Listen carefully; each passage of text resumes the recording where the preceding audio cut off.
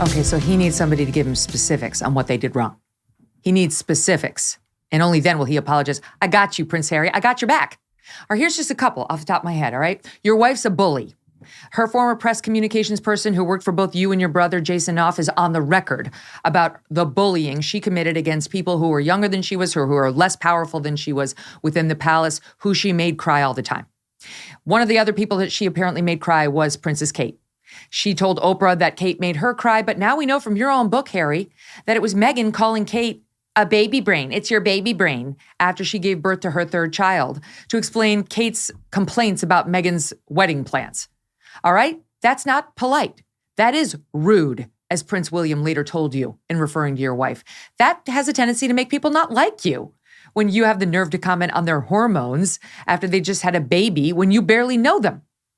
Number 2, she's a brat. We know from Dan Wootton's reporting, which is, you can take it to the bank. Dan's reporting, he's got very solid sources. He broke Megxit and he was right, that she was upset about her tiara. She wanted the one and she couldn't get it because it had some stone that was controversial, etc. And Harry said what Meghan wants, Meghan gets, and the Queen had to reprimand him. That's the kind of story that makes people dislike you within the royal family and without. Your wife abandoned her entire family. That's another thing, in favor of celebrities at her wedding. She cut ties with virtually everybody whose shoulders she had stood on her way up the fame scale, just as soon as she met you. Well, that seems a little rude too, kind of disloyal, also annoying. And then what was George Clooney doing at your wedding? You didn't know him. She didn't know him.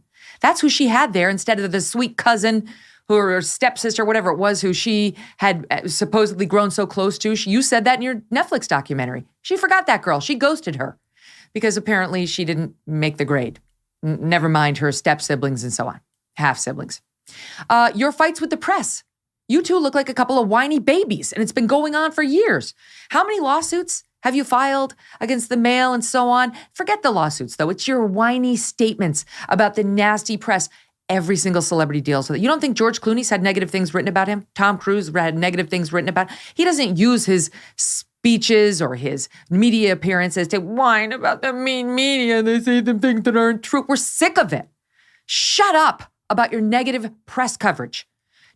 Does somebody like Beyonce, who you love so much, look for a negative, obscure comment online as representative of her experience with the press? And then act like a victim because of it? No, she doesn't. Because she understands she's had a similar experience to the one that you and your wife had for the vast majority of your time in the public eye. Absolutely fawning media coverage. You're the ones who made it turn. You.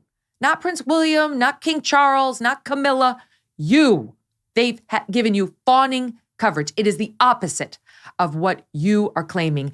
And it makes people dislike you, these constant complaints. Okay, here's another one. You're a leaker too. You're upset that the royal family leaks on you. You leak just as much as they do. You use Omid Scobie, your little stenographer at Harper's Bazaar. You use People magazine. But we all see what you're doing while you claim you have clean hands, and you absolutely do not. Here's another one. You abandoned the royal family in their greatest time of need. Both of you. You planned Megxit and executed on it. For one thing, when Prince Philip was dying in the hospital, you sat down with Oprah and called the royal family a bunch of racists. By the way, they now deny that. We'll get to it. You didn't care. And you didn't even have the decency to rule him out, or the Queen, when you knew he was in the hospital. And very elderly man, your own grandfather. Nope. Still wanted your moment in the sun with the Queen of Montecito. Well, when the actual Queen, Queen Elizabeth, your grandma, was in the hospital, you two were sunning yourselves out in California. Everybody on the royal family went out there and upped their royal duties so that she could be rest assured the family still had her back and was representing the royal family, not you two. You were in the midst of your wine-a-thon out there on the West Coast. You were happy to call her family racist when she was in her last year on Earth. You made the Queen's stress level go up, not down, when she was at her most aged and infirm. You two both constantly play the victim. That's our number one complaint about you, despite the enormous privileges life has handed you. This is why we can't stand you. And it probably irritated your brother and your father and your mother-in-law too. Right? You go out on Oprah, you and your wife, and want us to care about what title your kid is going to get or how big your castle is, like you complain about in Netflix, what color designer dresses you were forced to wear in your wife's case, without stopping for 2 seconds to acknowledge the struggles of real people. No one cares about your kids' damn titles or your tiny castle or your beige dress. No one feels sorry for you, but you continue asking us to do so. And we're sick of it, right? Your wife even wanted us to accept her as a Me Too victim, saying she'd been objectified. She was objectified because people looked at her on the set of Deal or No Deal and didn't want her opinion on inflation. She was objectified. No good deed goes unpunished. They give her the role of a lifetime. She was a total unknown, put her on national television, gave her beautiful dresses to wear, did her hair and makeup, and all she can remember is, they told me to suck in my stomach and didn't pronounce my name correctly. I was objectified. What the hell do you think a model does? That's what you were on that show. You were a model. People pay to look at you. That's objectification. Deal with it or don't, but don't take the money, climb the ladder of success, and then show absolutely no gratitude and complain that you were objectified. That's why you got a paycheck. You and she both lie a lot, especially your wife. Oh, I was told by the guy in The Lion King that people hadn't celebrated like this when I married Harry, like they did since Mandela was freed. Lie, as the Lion King cast has come out and said. You claimed your baby was in grave danger when there was a fire in the nursery when you did the overseas trip. He was nowhere near the fire. It was smoke out of an errant heater, and he was nowhere near it. He was not in danger, but you did that to make yourself look more aggrieved than in fact you were. That's a pattern with you. You suggested the royals are racist, as I mentioned, without a scintilla of truth. Now you reverse that, and you blame the press for that too. All right? By the way, these two, as they now claim that they never called the royals racist, that's what Harry's claiming, that neither he nor his wife ever called the royals racists, despite what we heard in the Oprah interview.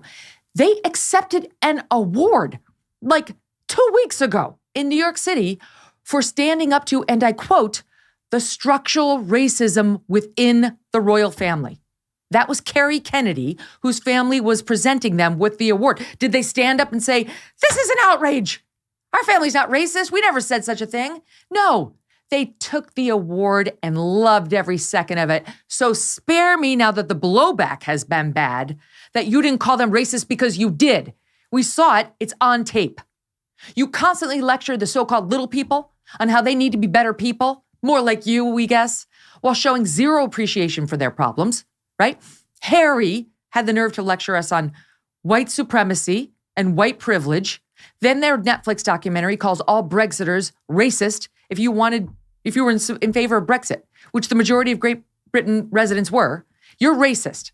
She's out there telling us don't call women difficult. By the way, we now know that's what Prince William called her. So like I said before, that whole Spotify series she did was her working out her own issues. She doesn't want you to be able to say women are difficult because that's what Prince William said about her.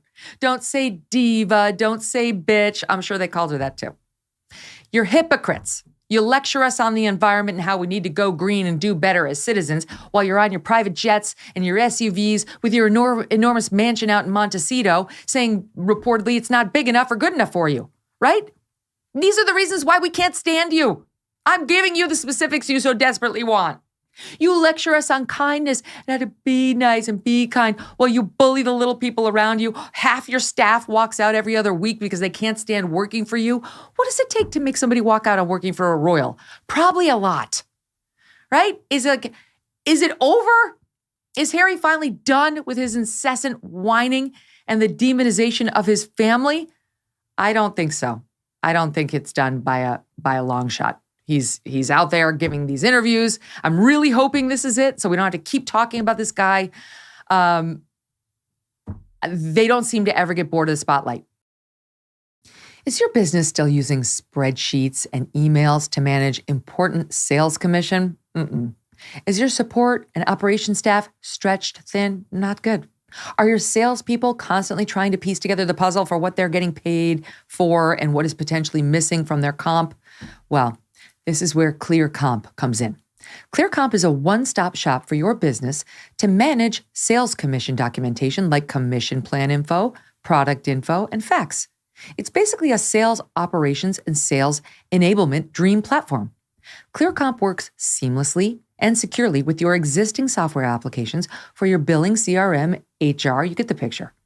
Your sales team will perform their best with real-time results and earnings using ClearComp's interactive dashboards.